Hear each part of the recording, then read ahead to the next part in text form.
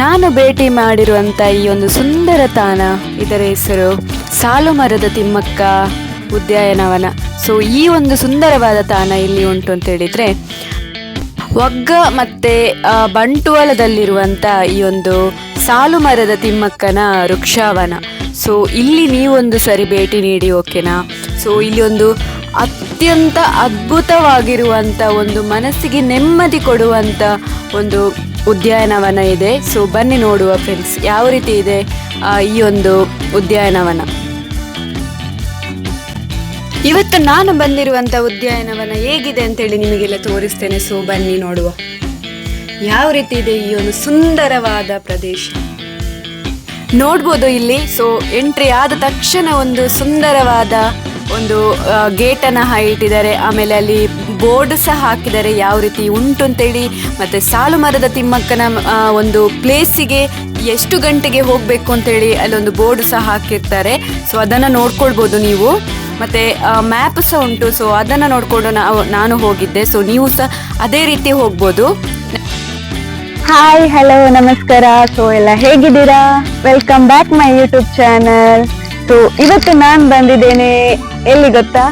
Okay, ನಾನು ಇವತ್ತು ಬಂದಿದ್ದೇನೆ ಸಾಲುಮರದ ತಿಮ್ಮಕ್ಕ ಬಂಟ್ವಾಳದಲ್ಲಿರುವಂತ ಒಂದು ಒಳ್ಳೆ ಪ್ಲೇಸ್ಗೆ ಬಂದಿದ್ದೇನೆ. ಸೊ ಇದ್ರ ಬಗ್ಗೆ ನಾನು ನಿಮಗೆ ಕಂಪ್ಲೀಟ್ ಆಗಿ ಮಾಹಿತಿಯನ್ನ ಕೊಡ್ತೇನೆ. ಓಕೆ, ಬನ್ನಿ ಹೋಗುವ.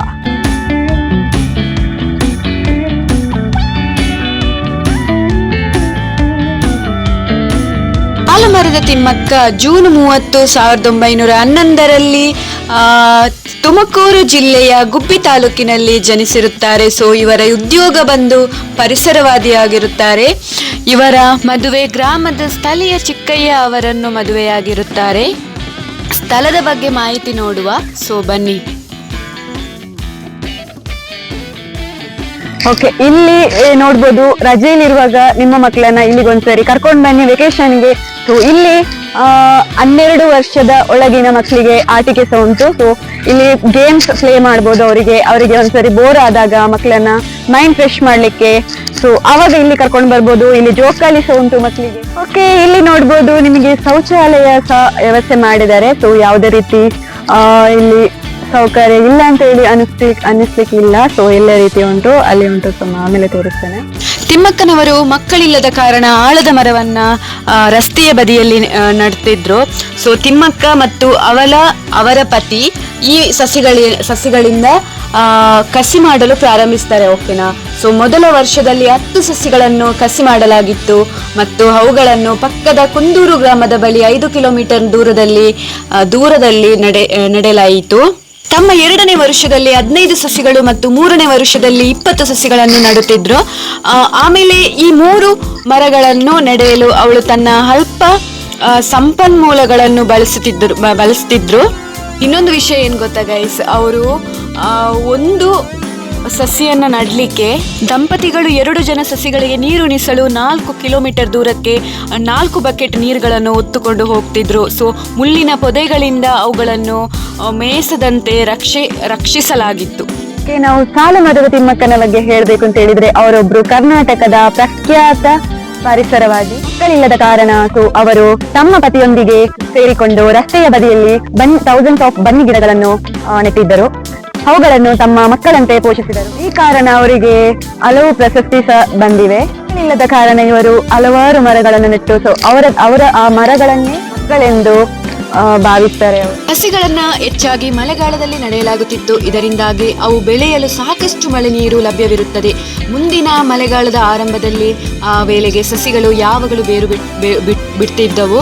ಸೊ ಒಟ್ಟಾರೆಯಾಗಿ 384 ಮರಗಳನ್ನು ನೆಡೆಯಲಾಗಿತ್ತು ಮತ್ತು ಅವುಗಳ ಆಸ್ತಿ ಮೌಲ್ಯವನ್ನು ಸುಮಾರು 1.5 ಮಿಲಿಯನ್ ರೂಪಾಯಿಗಳು ಎಂದು ಅಂದಾಜಿಸಲಾಗಿದೆ.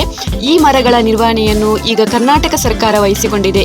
ಇನ್ನೊಂದು ವಿಷಯ ಏನಂತ ಹೇಳಿದರೆ, 2019ರಲ್ಲಿ ಬಾಗೇಪಲ್ಲಿ ಅಲಗೂರು ರಸ್ತೆ ಅಗಲೀಕರಣಕ್ಕಾಗಿ ಅವರು ನೆಟ್ಟು ಪೋಷಿಸಿದ 285 ಆಲದ ಮರಗಳನ್ನು ಕಡಿಯುವ ಅಪಾಯಕ್ಕೆ ಸಿಲುಕಿಸಲಾಗಿತ್ತು. ಈ ಯೋಜನೆಯನ್ನು ಮರುಪರಿಶೀಲಿಸುವಂತೆ ತಿಮ್ಮಕ್ಕ ಮುಖ್ಯಮಂತ್ರಿ ಎಚ್.ಡಿ. ಕುಮಾರಸ್ವಾಮಿ ಮತ್ತು ಉಪ ಮುಖ್ಯಮಂತ್ರಿ ಜಿ. ಪರಮೇಶ್ವರ್ ಅವರ ವಿನಂತಿಸಿದರು. ಇದರ ಪರಿಣಾಮವಾಗಿ 70 ವರ್ಷ ಹಳೆಯ ಮರಗಳನ್ನು ಉಳಿಸಲು ಸರ್ಕಾರ ಪರ್ಯಾಯ ಮಾರ್ಗಗಳನ್ನು ಹುಡುಕಲು ನಿರ್ಧರಿಸಿತು. ಸೊ ಇಲ್ಲಿ ನೋಡ್ಬೋದು ನೀವು, ದೊಡ್ಡವರಿಗೆ ಸಹ ಜಿಮ್ ವ್ಯವಸ್ಥೆ ಉಂಟು. ಸೊ ಇಲ್ಲಿ ನೀವು ವರ್ಕೌಟ್ ಮಾಡ್ಬೋದು.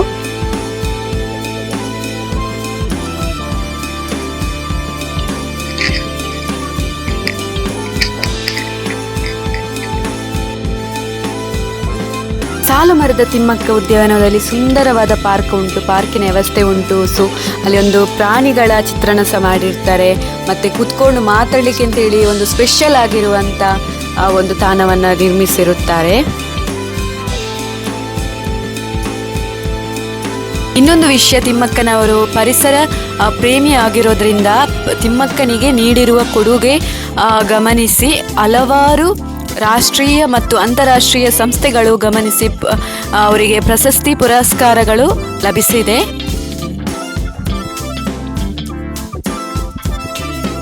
ಅವರಿಗೆ ಬಂದಿರುವಂತಹ ಪ್ರಶಸ್ತಿ, ಭಾರತ ಸರ್ಕಾರ 2019ರಲ್ಲಿ ಪದ್ಮಶ್ರೀ ಪ್ರಶಸ್ತಿಯನ್ನು ನೀಡಿ ಗೌರವಿಸಿದೆ. ಭಾರತದ ರಾಷ್ಟ್ರೀಯ ಪೌರ ಪ್ರಶಸ್ತಿ ನೀಡಿ ಸನ್ಮಾನಿಸಲಾಗಿದೆ.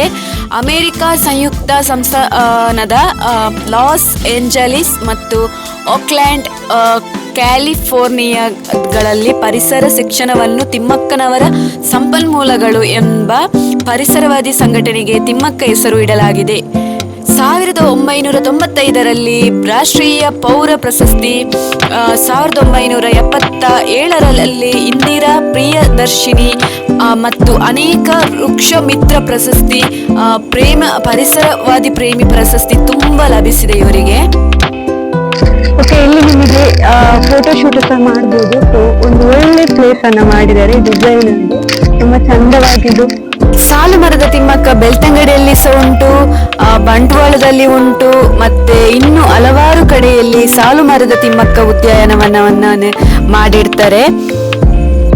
ನೋಡಿದ್ರ ಗೈಸ್, ಶಿಕ್ಷಣ ಇಲ್ಲ, ಅಕ್ಷರಾಭ್ಯಾಸ ಇಲ್ಲ. ಸೊ ಯಾವುದೇ ಇಲ್ಲ ಅಂದ್ರು ತನಗೆ ಮಕ್ಕಳಿಲ್ಲ ಅಂತೇಳುವ ಒಂದೇ ಕಾರಣಕ್ಕಾಗಿ ಪರಿಸರವನ್ನ ತನ್ನ ಮಕ್ಕಳಾಗಿ ಅವರು ಅನ್ಕೊಳ್ತಾರೆ, ಮತ್ತು ಮಕ್ಕಳಿಲ್ಲ ಅಂತೇಳಿ ಅವರು ಅನೇಕ ಮರಗಳನ್ನ ನಡ್ತಾರೆ. ಆಮೇಲೆ ಒಂದು ನಮಗೆ ಒಂದು ಮಾದರಿ ಆಗುವ ರೀತಿಯಲ್ಲಿ ಅವರು ಬದುಕಿ ತೋರಿಸಿದ್ದಾರೆ. ಒಬ್ಬ ಮಹಿಳೆ ಈ ರೀತಿ ಬದುಕಿರೋದೊಂದು ಅದ್ಭುತವಾದ ಒಂದು ಹೆಸರು ಅಂತ ಹೇಳ್ಬೋದು. ಮತ್ತೆ ಮಕ್ಕಳಿಲ್ಲದ ಕೊರಗನ್ನ ಬಿಟ್ಟು ಆ ಮಹಾ ತಾಯಿಯಾಗಿದ್ರು ಅವರು, ಮತ್ತೆ ವೃಕ್ಷ ಮಾತೆಯಾಗಿದ್ರು ಅವರು. ವೃಕ್ಷಗಳಿಗೆ ಒಂದು ಮಾತೆಯಾಗಿ ಅವರು ಒಂದು ಹೆಸರುವಾಸಿಯಾಗಿದ್ದಾರೆ. ಪರಿಸರ ಎಂದರೆ ಕರ್ನಾಟಕದಲ್ಲಿ ತಕ್ಷಣ ನೆನಪಾಗುವ ಹೆಸರು ಸಾಲು ಮರದ ತಿಮ್ಮಕ್ಕ. ವೃಕ್ಷ ಮಾತೆ ಎಂದು ಸಹ ಇವರನ್ನು ಕರೆಯುತ್ತಾರೆ. ವರ್ಷಗಳ ಹಿಂದೆ ನೂರಾರು ಸಸಿಗಳನ್ನು ನೆಟ್ಟು ಪರಿಸರಕ್ಕೆ ಕೊಡುಗೆ ನೀಡಿರುವ ತಿಮ್ಮಕ್ಕ ತಾವು ನೆಟ್ಟ ಸಾಲು ಸಸಿಗಳಿಂದಲೇ ಸಾಲು ಮರದ ತಿಮ್ಮಕ್ಕ ಎಂದು ಹೆಸರು ಪಡೆದುಕೊಂಡಿರ್ತಾರೆ. ಇನ್ನು ಸಾಲು ಮರದ ತಿಮ್ಮಕ್ಕ ಉದ್ಯಾನವನವನ್ನ ಅವರ ನೇತೃತ್ವದಲ್ಲಿ ನಾವು ಅದನ್ನ ಒಂದು ಸ್ವಚ್ಛವಾಗಿ ಮೌನವಿತವಾಗಿ ಅದನ್ನ ಕಾಪಾಡಿಕೊಂಡು ಬರಬೇಕು ನಾವು. ಸೊ ಯಾವುದೇ ರೀತಿ ಅಲ್ಲಿ ಮಲಿನ ಮಾಡದಂತೆ ನಾವು ಅದನ್ನ ಕಾಪಾಡಿಕೊಳ್ಬೇಕು. ಸೊ ಅದು ಯಾಕೆ ಸಾಲು ಮರದ ತಿಮ್ಮಕ್ಕ ಅನ್ನುವ ಪ್ಲೇಸ್ ಯಾಕೆ ಇದೆ, ಅದು ಅಂದ್ರೆ ಪ್ರೇಮಿಗಳಿಗೆ ಬಂದು ಕೂರುವಂತ ಪ್ಲೇಸ್ ಅಲ್ಲ ಇದು. ಮಕ್ಕಳಿಗೆ ಆಗ್ಲಿ ಒಂದು ಫ್ಯಾಮಿಲೀಸ್ಗೆ ಆಗ್ಲಿ ಒಂದು ಅಲ್ಲಿ ಬಂದು ಅವರೊಂದು ಮಾದರಿಯನ್ನ ನಾವು ತಿಳ್ಕೊಳ್ಬೇಕು ಅಂತೇಳಿ ಅವರು ಸಾಲು ಮರದ ತಿಮ್ಮಕ್ಕ ಅಂತ ಹೇಳಿ ಒಂದು ಉದ್ಯಾನವನವನ್ನ ಮಾಡಿರ್ತಾರೆ. ಸೊ ನೋಡುವ ಬನ್ನಿ. ಇವತ್ತು ನಾನು ಬಂದಿದ್ದೇನೆ ಸಾಲು ಮರದ ತಿಮ್ಮಕ್ಕ ಬಂಟ್ವಾಳದಿರುವಂತ ಪ್ಲೇಸ್. ಸೊ ಇದನ್ನೆಲ್ಲರಿ ಪ್ಲೇಸ್ ಅನ್ನು ನಿಮಗೆ ತೋರಿಸಿದ್ದೇನೆ ಗೈಸ್, ಓಕೆನಾ. ಸೊ ಇದೊಂದು ಒಳ್ಳೆ ಪ್ಲೇಸ್ ಇದೆ. ಸೊ ವಿಶ್ರಾಂತಿ ಪಡಿಲಿಕ್ಕೆ ಅಂತ ಹೇಳಿ ನಿಮಗೊಂದು ಒಳ್ಳೆ ಹಾಲ್ ಅನ್ನ ಮಾಡಿರ್ತಾರೆ. ಅಲ್ಲಿ ಸಹ ಮಾತಾಡ್ಬೋದು ನಿಮಗೆ. ಆಮೇಲೆ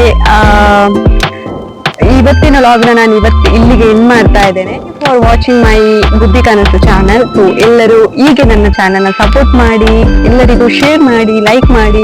ನಿಮ್ಗೆ ಯಾವುದೇ ರೀತಿ ಪಾಸಿಟಿವ್ ಆರ್ ನೆಗೆಟಿವ್ ಕಮೆಂಟ್ ಇರಲಿ, ಸೊ ಎಲ್ಲವನ್ನು ನಂಗೆ ತಿಳಿಸ್ಕೊಡಿ. ಸೊ ಅದರಿಂದ ನಾನು ಸ್ವಲ್ಪ ಚೇಂಜಸ್ ಮಾಡ್ಬೋದು ನನ್ನ ಚಾನಲ್ ಅನ್ನ. ಸೊ ಎಲ್ರಿಗೂ ನಮಸ್ಕಾರ, ಟಾಟಾ, ಬಾಯ್.